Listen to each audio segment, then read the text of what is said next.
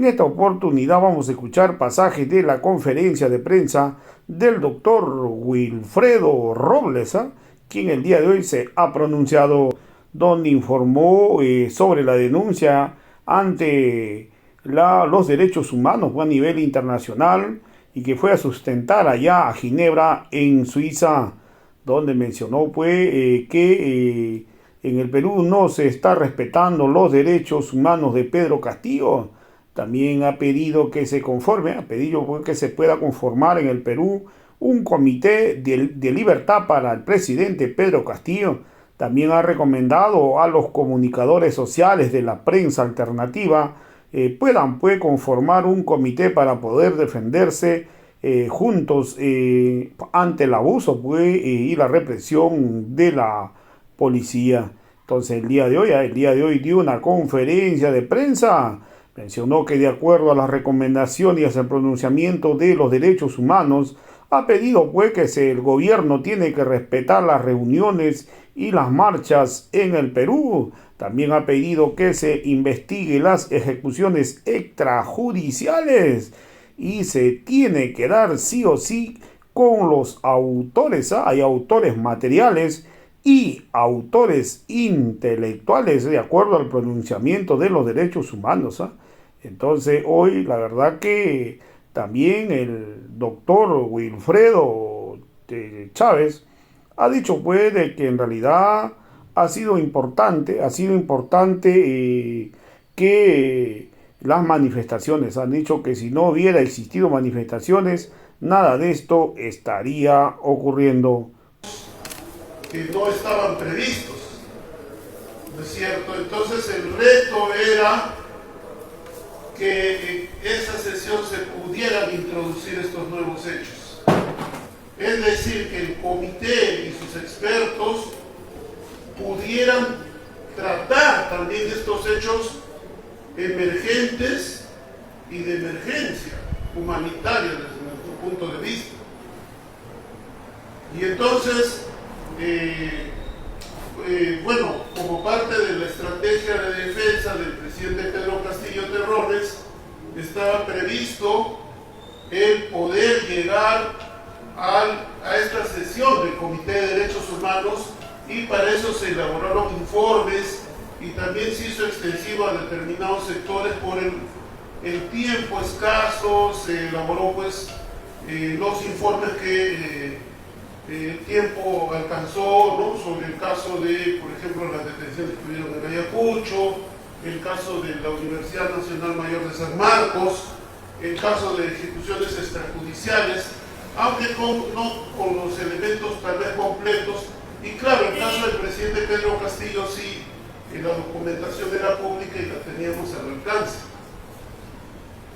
Y bueno, el tema es que para nosotros era un reto poder llegar a esta sesión en Ginebra.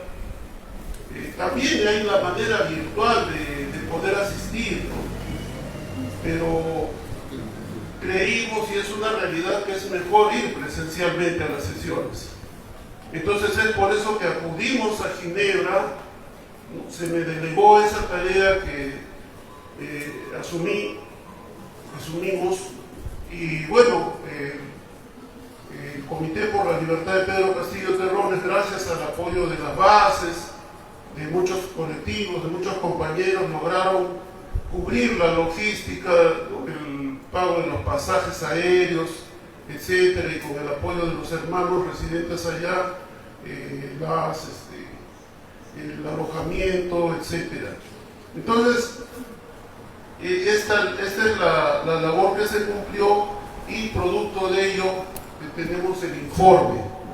Entonces, en el contexto de esas sesiones se transmitieron algunos retazos, algunos fragmentos a manera de videos, ¿no? Donde vimos expertos interpelando a los del gobierno, les preguntaban, ¿no? Un portugués que es el fiscal general, un juez español, un director de la UNICEF que es puertorriqueño. Y bueno, eso fue parte de todo ese trabajo, y también mi persona, ¿no? Bueno, apareció unos minutos ahí planteando como un resumen del caso del presidente Castillo. Y bueno, tiene que ver directamente con eso. Finalmente salió el informe con las recomendaciones. Ahora, tenemos que tener algunas nociones preliminares, porque, digamos, acá, dentro del territorio nacional, nosotros llevamos procesos con las leyes internas, ¿no? Entonces, por ejemplo, en un proceso penal, donde nosotros denunciemos, por ejemplo, al gobierno de facto y a los efectivos militares o policiales que han causado la muerte de nuestros hermanos, tendremos que acudir a una fiscalía. Nuestra fiscalía acudirá pues a un juzgado del Poder Judicial y nos basaremos pues en el Código Penal, en el Código Procesal Penal, ¿no? O si nos denuncian ellos calumniosamente, fraudulentamente, como lo hacen con los compañeros de quien está en San Marcos, que dice que estaban cometiendo delitos de usurpación, igual usan los códigos internos, ¿no? O a veces nos denuncian por disturbios, por violencia contra la autoridad, ¿no? Entonces se utilizan las normas internas, ¿no? O si, por ejemplo, interponemos un habeas corpus por detenidos o por la detención arbitraria del presidente Pedro Castillo, por ejemplo, entonces será pues con la Constitución Política, el Código Procesal Constitucional, ¿no? Acá no rige, ¿no?, el Código Penal, el Código Procesal Penal, no puede reclamar con esas normas. Entonces a estos organismos vamos con una norma que son los derechos humanos. Entonces, ya aquí no hablamos de derecho penal, derecho constitucional. ¿Qué son los derechos humanos? Son prerrogativas que están sustentadas en la dignidad humana. Entonces, se sostiene que los derechos humanos siempre existieron, pero el tema es que no fueron plenamente reconocidos, ¿no? La humanidad tuvo que luchar durante miles de años, por ejemplo, para superar un modo de producción que era la esclavitud, ¿no?, donde un sector pobre. Entonces, en el informe, entre las páginas 10 y 11, tenemos ya algunas recomendaciones, ¿no? Por ejemplo, plantea el derecho a participar en los asuntos públicos y a un juicio imparcial. Entonces, ahí en la recomendación 36 dice: el comité se muestra preocupado por la crisis política y social que está viviendo Perú desde los acontecimientos del 7 de diciembre de 2022, que provocaron el relevo en la presidencia del Perú con el consiguiente clima de polarización que vive el país, del que son reflejo las manifestaciones a las que se ha aludido en anteriores apartados. En concreto, al comité le preocupa que en el desarrollo de los hechos no se hayan respetado los derechos derivados del pacto, artículos 2, 9, 14 y 25. Y el artículo 2 plantea el tema de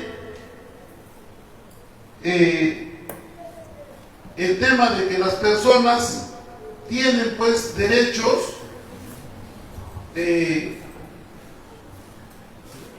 sin distinción de raza, sin distinción de color, sexo, idioma, religión. Y acá lo que se ve es que hay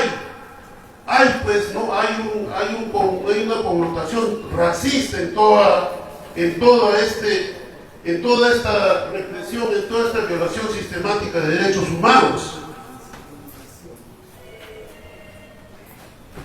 Asimismo, también el derecho a interponer un recurso efectivo. todos los habeas corpus interpuestos a favor de Pedro Castillo, de todos nuestros hermanos detenidos, todos los jueces a coro, improcedente, improcedente, improcedente. O sea, estos viven en una realidad paralela. No sé, ¿qué es lo que nos ofrece la dictadura a estos jueces? ¿O con qué los chantajea? No lo desconocemos. Entonces, por eso es que plantea como recomendación velar porque el proceso de vacancia presidencial siempre se lleva a cabo de plena conformidad con los principios básicos del debido proceso y juicio justo, y con pleno respeto del artículo 25 del pacto, incluso si ello fuera necesario mediante la correspondiente reforma legislativa, incluso constitucional, de forma que se garantice un adecuado sistema de contrapoderes. Es decir, ya está planteando, ya está cuestionando el comité de que la vacancia presidencial no se ha llevado de conformidad con los principios de un debido proceso. Hay un reconocimiento implícito. Y además, está diciendo entre líneas que acá se requiere una reforma constitucional para un contrapeso entre los poderes. Porque si vemos esto que se ha desatado en parte desde el revanchismo del 2016 por parte de la señora K y todos sus secuaces, ha revelado una cosa, lo que dice Zaffaroni, ¿no? De que acá hay un híbrido en que el Ejecutivo y el Legislativo pueden agarrarse una guerra de vacancias y de disolución de Congreso y se resulta ingobernable. Ojo, entonces, ¿cómo dicen que la Constitución es intangible, que no se puede modificar? Porque acá hay una situación, o sea, la reforma constitucional puede ser total o parcial. Nuestra posición es la reforma total. Por eso queremos un nuevo pacto social, un nuevo contrato social, ¿no? Ellos plantean poner parches, ¿no? Sí, pero se puede reformar, dicen, ¿no? Pero ya lo reformaron, pues ya más de 80 veces, ¿no? ¿Qué es esto? Es un Frankenstein, ¿no? Constitucional. Entonces, por eso es que lo que queremos es la solución, y la solución es la reforma total. Como en una asociación, hermano, ustedes que trabajan, son emprendedores, están en sus asociaciones, ahí está en su mismo estatuto, ¿no? Reforma parcial o total. Pues, podemos cambiar el estatuto, pues. Simple, ¿qué? O sea, ¿qué tanta situación? Pero ellos son guardianes de los contratos ley, pues no, ya conocemos. Entonces, el tema para ellos son negocios, pues, ¿no? Y viene a continuación el 38, muy interesante, muy interesante. Hay que difundir esta copia, por lo menos estas 2 páginas, para los hermanos. Si bien, plantea, vamos a pasar de frente a las recomendaciones que están en el 39. Bueno, hay preocupaciones que se plantean, dice,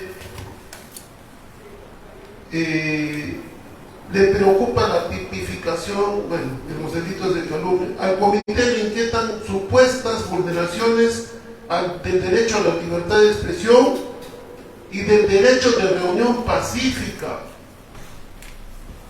y que tuvieron lugar en el contexto de las manifestaciones de noviembre de 2020, Inti Brian, y desde el 7 de diciembre de 2022, en particular el uso excesivo de la fuerza contra manifestantes y periodistas por los efectivos de las fuerzas de seguridad que causó heridos y muertos. Artículos 6, 7, 9, 14, 19, 21, 26.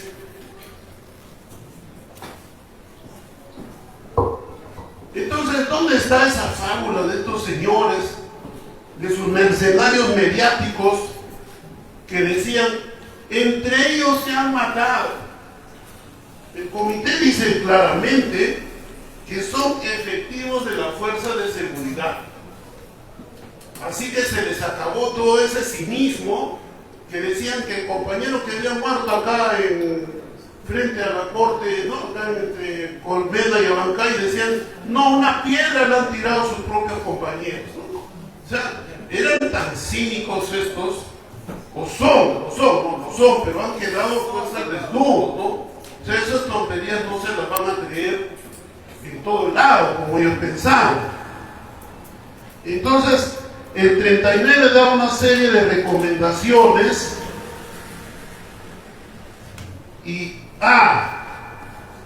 redoblar sus esfuerzos para prevenir los actos de hostigamiento e intimidación contra personas defensoras de derechos humanos y periodistas, así como tomar todas las medidas necesarias para garantizar su efectiva protección, incluso a través de la dotación de recursos suficientes a mecanismos de protección estatal y que las y los periodistas trabajadores de los medios sean libres de desempeñar su labor sin miedo a ser víctimas de actos de violencia o represalias.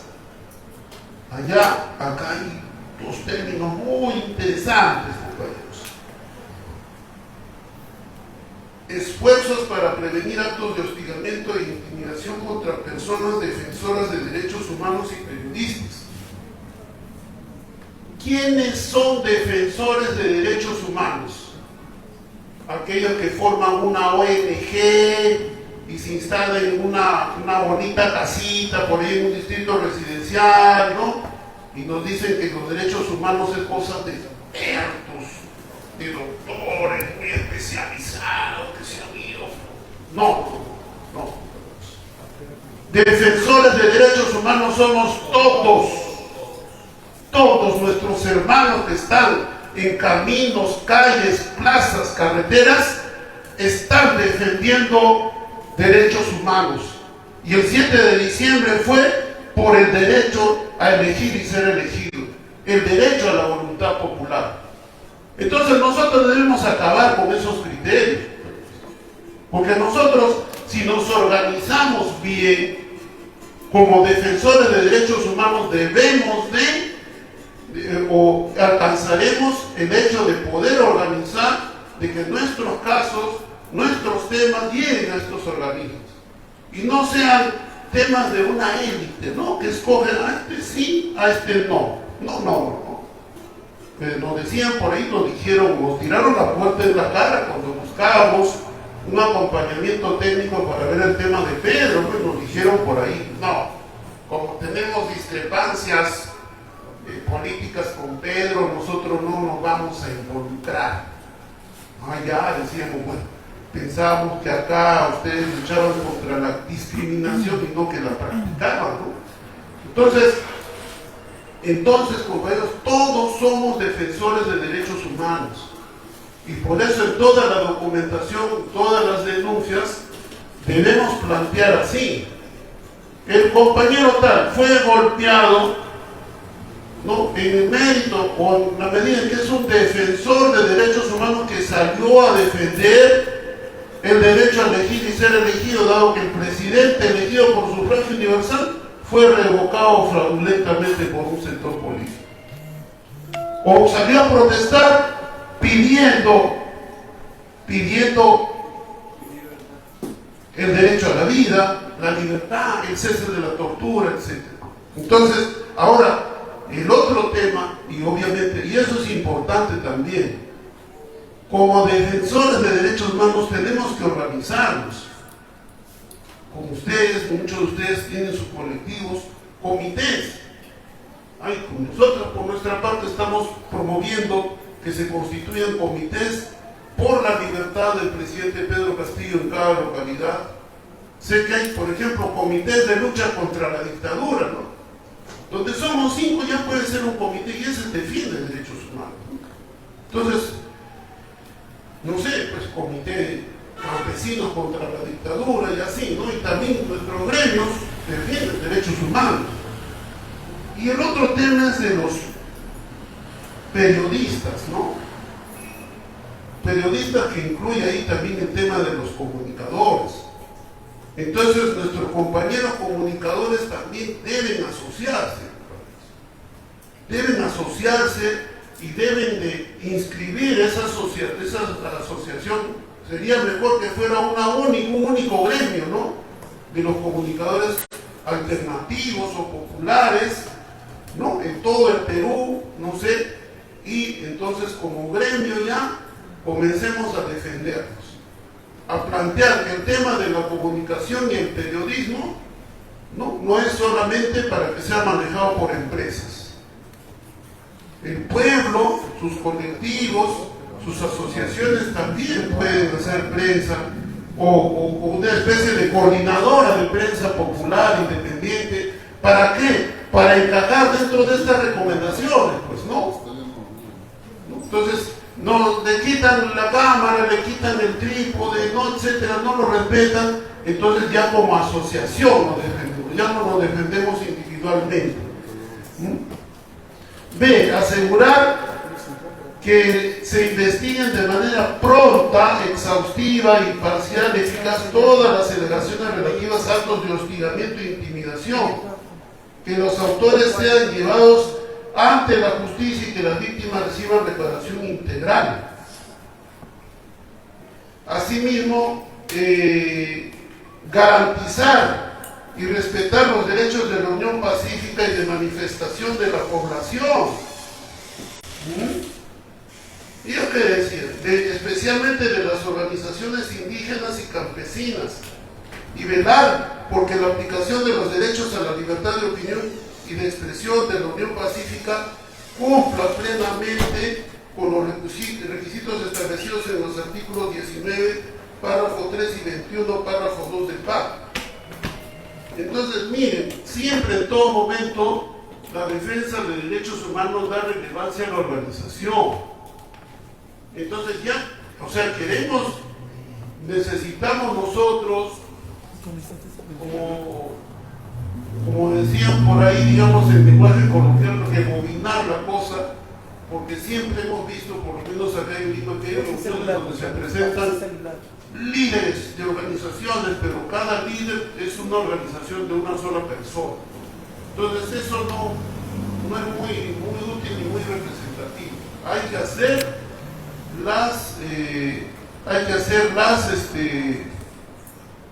el trabajo de organización para organizar a los defensores populares de derechos humanos desde abajo, ¿no? Así seamos 5, pero somos 5, somos pocos, pero somos, como decía César Vallejo, ¿no? Y funcionamos y cumplimos un rol, una labor. No al estar diciendo amigos o compañeros, yo soy dirigente del frente tal y de la confederación tal y de la federación tal, son dirigentes como de 10 organizaciones, pero el único miembro es él. Entonces, que no nos suma, llega la hora de la movilización, oye, todas tus federaciones, ¿no? Ya pues acá estoy yo, dicen. Bueno, entonces, no, algunos son más pero dicen, no, se han ido a cumplir misiones más importantes. Entonces, sí, bueno, eso es un tema anecdótico, pero también se está planteando el tema de la investigación por las ejecuciones extrajudiciales, ¿no? La prohibición de tratos crueles, ¿no? De tratos crueles, etcétera, ¿no? Entonces, hay incluso el tema de que se plantea de que hay autores materiales e intelectuales de estas ejecuciones extrajudiciales, ¿eh?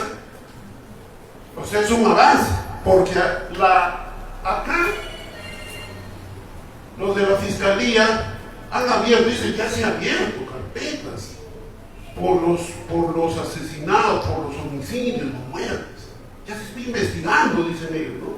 Sí, pero ¿quién es el investigado? Porque allá en las sesiones en Ginebra, el experto Santos País, que es el de Portugal, decía precisen de los hechos a partir del 7 de diciembre, ¿cuántas carpetas en investigación hay? La señora Patricia Benavides, para eso sí se esconde, ¿no? Se escondió y mandó una adjunta, y la adjunta decía, hay más de 400 carpetas. Ah, muy bien, decía el relator, pero esas más de 400 carpetas solo son de manifestantes, solo se investiga a manifestantes, o se está investigando a algún efectivo policial, militar, alguna autoridad por las muertes. ¿Quién concretamente está investigado por las muertes? No había respuesta, decía, vamos a responder por escrito. Claro, ¿y por qué no había respuesta, compañeras y compañeros? Porque ellos ponen investigado, RQRR, los que resulten responsables. O sea, no hay ni siquiera el jefe de esa región, el jefe del operativo, no, o sea, no están investigando a nadie, pues. Por eso no avanza. Por eso no avanza, compañeros. Entonces, el informe dice que se tiene que investigar a los autores materiales e intelectuales, porque ellos a lo mucho que van a avanzar es a decir, ¿qué policías estuvieron de servicio a fulano, sutano, mengano, ¿no? Ellos que pagan. Pero acá el comité está introduciendo que hay autores intelectuales. Y quiere decir que alguien dio órdenes de disparar. Entonces ya hay una noción que es un avance. Ahora, de todo esto, compañeros, que es fruto de nuestro esfuerzo, de nuestra lucha, porque si no existiera, si no se hubiera mantenido la movilización social, así vayamos a cualquier organismo, nadie nos iba a hacer caso. Finalmente todo es un esfuerzo conjunto.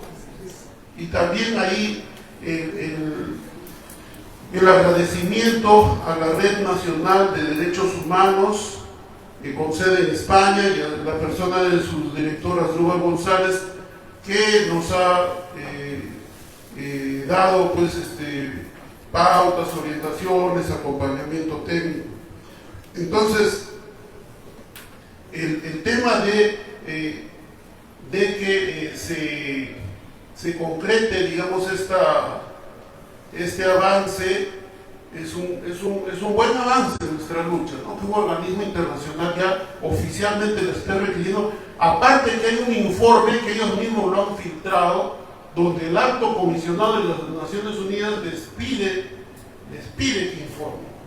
Ahora, pero eso, mucho cuidado, no nos debe llevar no sé si son realmente compañeros de la lucha o son ternas que están haciendo. Ya, entonces quiere decir que en 10 días ya el presidente Castillo lo van a reponer, el presidente ya sale, o ya ordenaron, ahorita ya vamos a Barbadillo, vamos a recibirlo. No, cuidado, compañeros, no caigamos en triunfalismo.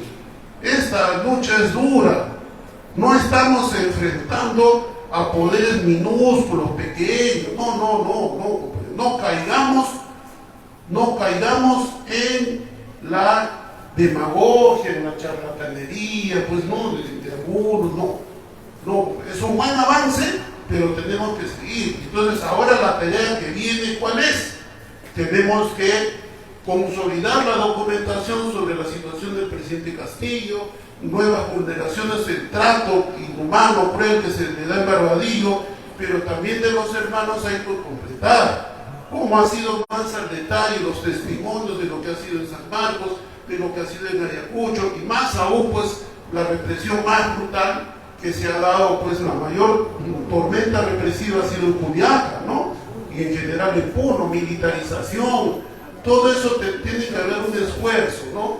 Entonces, sí, claro, se hace llegar una crítica, ¿no? En la mañana estaba reunido con algunos colegas, y bueno, le veo una colega después de tiempo, lo veo, doctor, de todo este tiempo no hemos visto, me dice, pero usted estaba en la obligación de convocar y organizar, ¿no?